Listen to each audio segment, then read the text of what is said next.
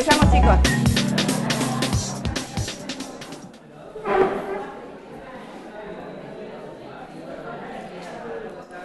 ¿Han podido entrar en la página del aula virtual? Sí. ¿Quiénes? A ver, levanten la mano. ¿Quiénes han podido entrar? La mayoría. ¿Han visto que ahí está la fecha del parcial? Está ya especificados los temas. He tenido que desactivar porque sin querer me han puesto todo lo del año pasado, entonces se les confundía, entonces he tenido que empezar a desactivar. Ya están empezando a habilitarse los prácticos de cada tema, así que tienen que entrar porque esos tienen que estar todos hechos antes del parcial, del primer parcial, que no me acuerdo exactamente la fecha, pero más o menos a mediados de septiembre, creo que es la semana siguiente del 21. Los temas los hemos identificado, a diferencia del año pasado, para los que le están cursando de nuevo, con otra numeración. Hemos seguido este apunte como para tomar de referencia. Entonces la numeración que llevan en este apunte es el número que tiene la unidad. Cada tema que demos tiene una evaluación más o menos importante, más o menos compleja, de acuerdo a lo que cada tema se refiere, pero la tienen que hacer, y la tienen que hacer solamente por el aula virtual. Ahí mismo van a tener la autocorrección, así que ustedes van a saber cuando la han terminado. En todos los casos tienen 2 chances para hacerla. En algunos, o sea, no sé si es cuando está muy mal que les da una tercera, pues teóricamente cuando nosotros lo programamos era para 2 veces. Pero bueno, ustedes van a ir viendo y vamos a ir aprendiendo juntos también en esto del aula virtual cuáles son las ventajas y las desventajas. De todas maneras, esto es más que nada para generar un concepto. Es una obligación, lo tienen que hacer antes del parcial y tienen que estar todos hechos y todos aprobados. Pero no es que necesariamente esa nota vincula con la nota que le van a tener ustedes en la nota final, más que nada si lo promocionan, pero sí como son tantos, para ir teniendo una idea del compromiso que tiene cada alumno con la materia y por lo tanto cómo va paulatinamente incorporando los conocimientos. No es lo mismo el que la última semana del parcial se le ocurre hacer todos los prácticos juntos al que va haciéndolos gradualmente, que para eso se los ha puesto. De todas maneras, ha sido medio irregular el comienzo en lo que hace el aula virtual, por eso no está todo perfecto como para que nosotros le podamos exigir ya tenerlos al día, pero en la semana que viene ya vamos a tener todo bien como para poder mostrarles y yo a poder ver exactamente quién ha podido entrar o quién no en cada uno de los temas. Sí, el de hidratos de carbono. Ahora lo estaba terminando el de proteínas y después va a estar el de lípidos. El tema que vamos a ver hoy es un tema que es muy importante para ustedes, más que nada lo van a volver a ver y repetir durante el transcurso de la carrera muchas veces, que es el tema justamente de la digestión y la absorción de los alimentos. Ustedes especialmente van a hacer unos, digamos, conocimientos en destreza de todo lo que son estos temas. Esta unidad no la hemos dado el año pasado, pero para incorporar algunos de los conceptos posteriores nos ha parecido muy importante tener en claro esto. ¿Ustedes en anatomía ya han visto la parte de aparato digestivo? No. ¿Y en fisiología? ¿Están viendo? Perfecto. Nosotros en esta materia lo que vemos, les repito un poco lo de la otra vez, lo que significan los procesos desde el punto de vista químico, o sea, qué pasa en lo más molecular, en lo más chiquitito, con cada uno de estas reacciones o procesos químicos que suceden dentro del organismo. Sabemos que nosotros, los seres humanos superiores, no podemos fabricar nuestro propio alimento, por lo tanto lo tenemos que incorporar con la dieta. ¿Eso qué es para nosotros? Comer, incorporar los alimentos. Esos alimentos sufren una serie de transformaciones hasta que llegan a algún lugar del organismo donde pueden ser absorbidos. Esa serie de pasos son ayudados por una estructura que tenemos en el organismo que es muy excepcionalmente hecha por la naturaleza, que tiene una serie de factores y de herramientas que hacen que eso pueda suceder. Nosotros lo que vamos a ver o detenernos hoy especialmente es todos aquellos líquidos o jugos que permiten que esos alimentos puedan incorporarse por la boca y puedan llegar hasta el lugar necesario de cada uno de los nutrientes. Lo que sí me interesa es que, como son temas que van siendo cada vez nuevos, desde lo simple se va haciendo un poco más complejo, paremos cada vez que no haya algo o que tengan dudas, más que nada desde el punto de vista nutricional, que es el que más les interesa a ustedes. Obviamente que todos los contenidos teóricos uno después los puede volver a mirar en el libro. Lo interesante de la clase es que ustedes puedan entender, por lo menos en términos generales, aunque no memorizar, pero puedan llegar a la casa y decir, este tema lo he entendido, aunque después lo tenga que volver a memorizar a cada uno de los puntos, de los nombres de la enzima o de alguna de las cosas. Entonces, una manera de que yo también pueda saber en qué nivel de base están, yo les voy a ir haciendo algunas preguntas. No tengan miedo de contestar lo que saben y lo que intuitivamente puedan creer que sucede. Y a partir de eso vamos como llenando los huecos de los datos que no los tienen.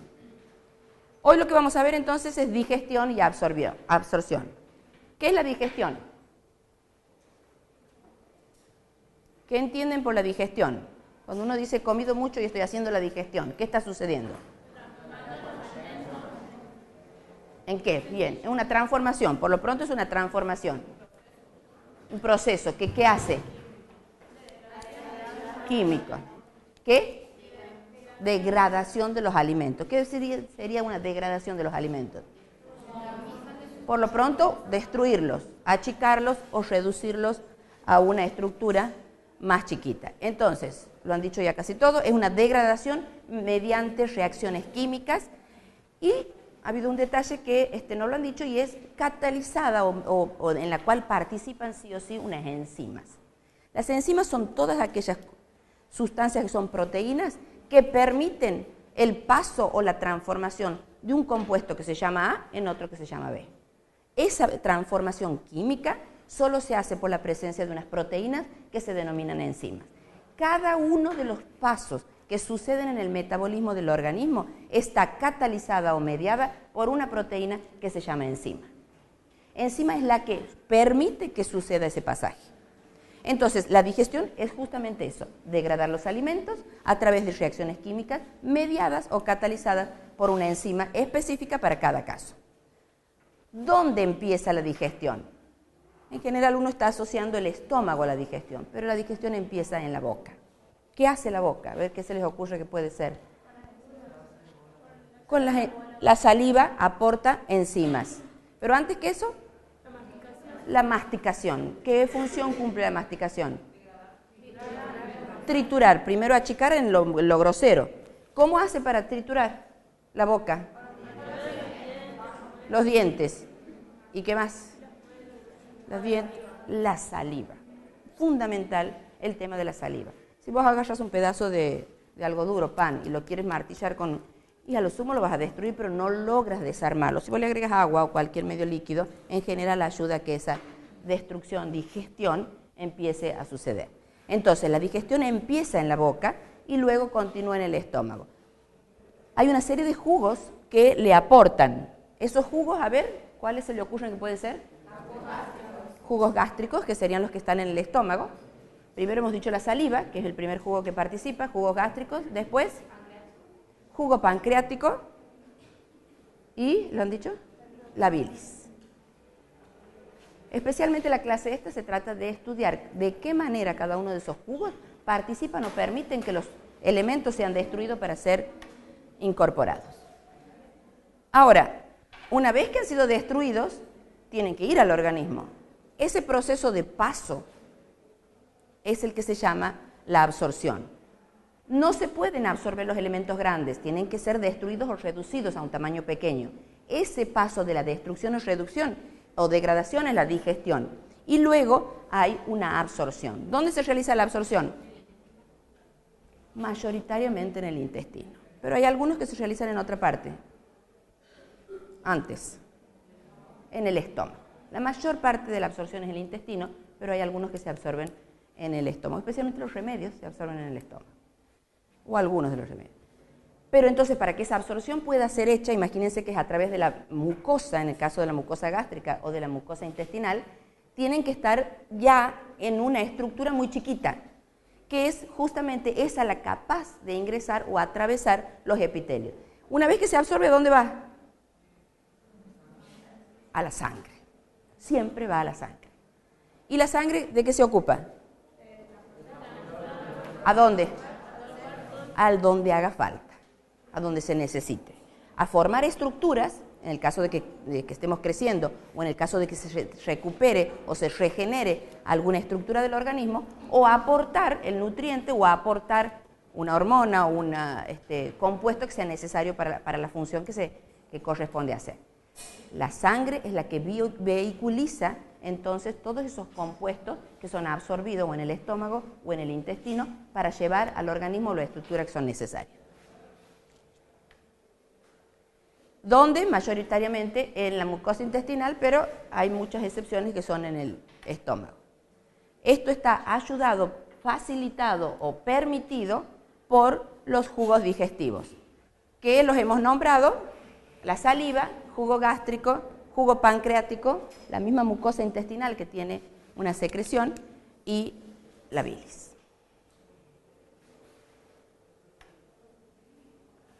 Entonces, el primer jugo que participa en la digestión es la saliva. Y ahora vamos a ver un poquito más en detalle quién fabrica la saliva, pero lo que nos vamos a centrarnos en esta clase es la composición y función de los jugos gástricos, de los jugos que participan en la digestión. En la boca tenemos las glándulas salivales, que son, a ver los nombres si les suena. La más conocida, la que da la papera, las parótidas, por eso se llama parotiditis cuando hay una inflamación de las glándulas de las paperas. Toda terminación en itis, desde el punto de vista médico, es inflamación de eso. Gastritis, inflamación del estómago; meningitis, inflamación de las meninges, y así. Parotiditis es una inflamación de las glándulas salivales y es la que conocemos como paperas. Esta es la glándula parotidia, que es la más importante, la más grande. Hay unas que están abajo, las submaxilares, otra está abajo de la lengua, sublingual, y hay otra accesoria que está por encima de la zona del paladar blando. Entonces, estas lo que hacen es secretar la saliva que va a ser desembocada, colocada en la boca, que junto con los alimentos se va a unir para empezar el proceso de la digestión. Entonces, dentro de las funciones que tiene especialmente es la de lubricar para favorecer esa deglución, y también facilita el habla, sería otra función de la saliva, porque es la que permite el movimiento fluido para la lengua en la fonación. La composición química de la saliva está especialmente las mucinas, que son glucoproteínas, que el objetivo es como de darle una lubricación al alimento. Pero desde el punto de vista de la digestión, lo más importante es la enzima que se llama amilasa. ¿Qué es la amilasa? Ahora ya podemos saber, hemos dicho que todos los procesos para que se transforme de A hacia B necesitaba ¿qué en el medio? Una enzima. La amilasa es una enzima que tiene como función la de destruir ¿cuál de los nutrientes conocidos? Saben que los nutrientes son, en términos generales, 4. ¿Cuáles son? Hidratos de carbono, proteínas, lípidos y minerales, o vitaminas, que son un tipo de mineral. La enzima esta, la amilasa, ¿sobre qué tipo de nutrientes actúa? Hidratos de carbono, exclusivamente. O sea, las enzimas son específicas para cada reacción. Y en este caso, actúa reduciendo el almidón. Punto. Esa es la función de la amilasa. Destruye el almidón. ¿Se acuerdan qué era el almidón? Lo hemos visto en la clase anterior de hidratos de carbono. Era un polímero. ¿Qué significaba un polímero? Poli, muchos. Mero, unidades. ¿Unidades de qué? De hidratos de carbono. El hidrato de carbono está formado por 6 carbonos, pero ese forma una unidad, un monómero. La suma que el más conocido en el almidón, ¿cuál es? ¿Quién es el monómero que forma el almidón? Es un collar de perlas, y cada perla, ¿qué es en el almidón? Glucosas, todas son glucosas. Es un homopolímero porque todas son glucosas. No hay una galactosa, una fructosa, son todas glucosas, unidas por uniones de 2 tipos, que ya lo vamos a recordar. Pero el almidón es un polímero, un homopolímero, porque son todos iguales, de glucosa. Como la glucosa es un hidrato de carbono, es un hidrato de carbono, digamos una macromolécula. La amilasa es la encargada en la boca de cortar esa cadena larguísima del almidón que tiene todas glucosas unidas formando como un collar. ¿La corta hasta llegar a glucosa? No, la corta hasta segmentos más pequeños. hemos dicho que cuando eran muchos se podía llamar un polisacárido, pero cuando eran entre 2 y 10 y 20 eran oligosacáridos. Y eso, cuando ha empezado la digestión, pasa y sigue ¿hasta dónde? Hasta el estómago. ¿A través de qué pasa para llegar al estómago? El esófago. ¿Y antes?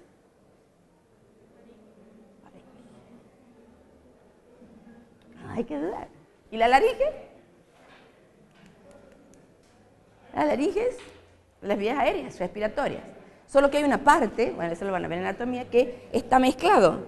La faringe, la orofaringe, la nasofaringe es como que se unen. Por eso necesitamos la úvula para tapar, para que no nos ahoguemos. Por eso tenemos una unión. Cuando a veces nos ahogamos con algo líquido, nos puede salir hasta por los ojos, porque está todo unido los conductos. No necesariamente para que te cumpla la función, sino porque está todo regulado para que no suceda. Pero a veces en algunos accidentes puede pasar. Ahora vamos un poquito más a lo químico. ¿Cuál es la composición química de la saliva? ¿Por qué logra completar o realizar todos estos procesos? Porque evidentemente tiene una composición química que le permite. Las enzimas, como hemos dicho antes, catalizan una función determinada, pero no actúan siempre cuando quieren. Tiene que darse las condiciones necesarias. Y esas condiciones, depende de cada enzima, están dadas por un pH, que significa una acidez, o una determinada temperatura o unas determinadas condiciones. Entonces, la composición química de esta saliva es la que permite que esa digestión pueda hacerse. Y se ha visto que las concentraciones son parecidas. Quien secreta la saliva son las glándulas. Esas glándulas producen un líquido que lo vierten en la boca. Esa concentración es parecida a la concentración plasmática. ¿Qué quiere decir que sea parecida a la concentración plasmática? ¿Qué es el plasma? ¿Se acuerdan? ¿Qué parte de la sangre? La sangre tenía dos partes, una líquida y una sólida o forme. La parte líquida es el plasma o suero. ¿La diferencia entre plasma y suero cuál es? Fibrinógeno, pero ¿el qué? ¿Cuál lo tiene y cuál no lo tiene? Bien. ¿El plasma qué? Lo tiene. La diferencia es porque el suero ha coagulado el fibrinógeno. Entonces ya no lo tiene. Al coagular se junta con todos los glóbulos rojos y blancos y lo lleva hacia atrás. Y el líquido que queda es sin el fibrinógeno. Cuando se le pone un anticoagulante, se evita la coagulación del fibrinógeno y nos queda un líquido sobrenadante, que es donde están todos estos compuestos. Y la diferencia está en esa proteína desde el punto de vista químico, pero la función es otra desde el punto de vista bioquímico uno lo hace con un objetivo determinado. Pero bueno, eso no viene en este caso. Pero las concentraciones son parecidas a la del plasma. Especialmente la que nos interesa aquí es la del sodio y del cloruro. Eso con respecto a las sales. Con respecto al bicarbonato, la concentración, el bicarbonato nos da el pH alcalino, o sea, nos disminuye la acidez, nos va hacia la basicidad. Ustedes saben que en el tema de la acidez solo tiene un rango determinado que existe, que es desde el 1 al 14. El 7, que es el medio, es el neutro. Hacia abajo es ácido y hacia arriba es alcalino. Quien le da la acidez, serían los pH bajos, son el ácido clorhídrico. Aquí no está. Y quien le neutraliza o le sube el pH es el bicarbonato. La saliva tiene un contenido en bicarbonato más alto que lo que tiene el plasma. O sea, el pH de la saliva es más alto que lo que tendríamos nosotros el pH de la sangre. Tiene una utilidad que ya la vamos a ver. Pero si uno analiza el pH de la saliva sin comida o sin necesidad de comer, se ve que era un poquito más ácido. En cambio, cuando empieza a iniciar la digestión, ese pH sube, aproximadamente 8. Evidentemente, el pH más alcalino es el necesario para activar esta enzima que es necesaria para comenzar la digestión. Esta palabra la tonacidad, la isotonicidad, podría decir, o sea, cuánto de parecido al plasma está. Más o menos un 70%. No es tan importante ese dato. Bien. Este dibujito aquí que tenemos es cómo es una glándula, cómo es una glándula cualquiera. En este caso estamos dibujando las glándulas salivales. tenemos siempre una parte que vendría a ser el acino, que es donde se produce la mayor secreción, y el resto, que se llama ducto o conducto, que es, imagínense que la glándula salival está como si fuese un ramito, donde fabrica la saliva y por un conducto sale hasta, en este caso, la boca.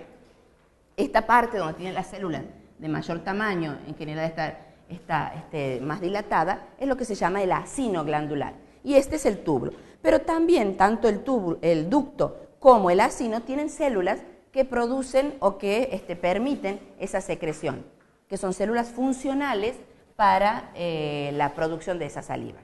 Pero, ¿por qué es importante la diferenciación? Porque cumplen función distinta. Y ahora vamos a ver qué pasa. En la parte del acino especialmente, estos lo que hacen es secretar. Imagínense que de este lado está la sangre y está la glándula y el conducto que va a liberar, imaginémonos que aquí es la boca, la saliva. Entonces, el pasaje de todos aquellos componentes que tiene la saliva son los componentes que le va a dar el plasma, la sangre. Entonces, la concentración, la composición en la parte de producción del acino es más o menos parecida a la que tenía la sangre. O sea, la secreción primaria es similar al plasma, isotónica, quiere decir eso, parecida en su composición química. Esa producción va a ir bajando por el conducto, por el ducto, hacia llegar a la saliva.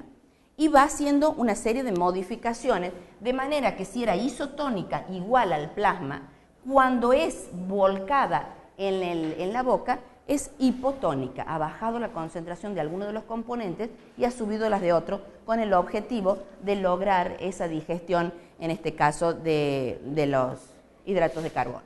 Entonces, en la primera parte, que es la primera fase, lo que quiero que les quede claro es que los componentes que pasan a formar parte de la saliva son muy parecidos a los del plasma.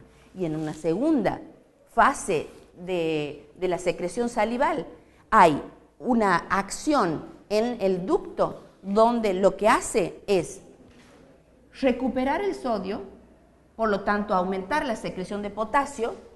Eso ustedes los van a ver con más detalle en fisiología, lo que son las bombas de sodio y potasio, cómo actúan tomando uno, siempre es como tienen cargas positivas, para tomar uno tiene que eliminar el otro. Entonces esa competencia hace que cuando entre potasio salga sodio, si se trata de la bomba de sodio y potasio, y en otro caso son bombas de protones. Entonces, de acuerdo a cuál sea el que está pasando hacia un lado de la membrana, atrae al otro o al que corresponde en la formación de esa bomba.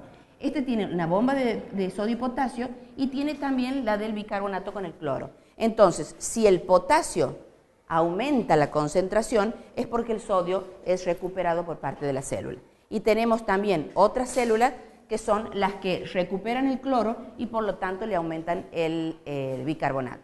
Si aumenta el bicarbonato en la secreción, en este líquido que va pasando, ¿el pH cómo se hace? ¿Aumenta el bicarbonato? Que hemos dicho que le daba más basicidad, o sea, le disminuía el pH, lo hacía más alcalino. Aumenta la producción o la secreción del bicarbonato en la saliva que va a ir a desembocar en la boca. Entonces, durante esta segunda fase, mientras transcurre o pasa a través del ducto, los conductos, lo que hace es extraerse el sodio, como conclusión de ese líquido, y extrae el cloro, se va el sodio y el cloro, y aumenta el potasio y el bicarbonato en la saliva. En la primera etapa pasó todo tal cual está en el suero. En la segunda etapa, que son los ductos, se reduce, se quita, se absorbe el sodio y el cloro.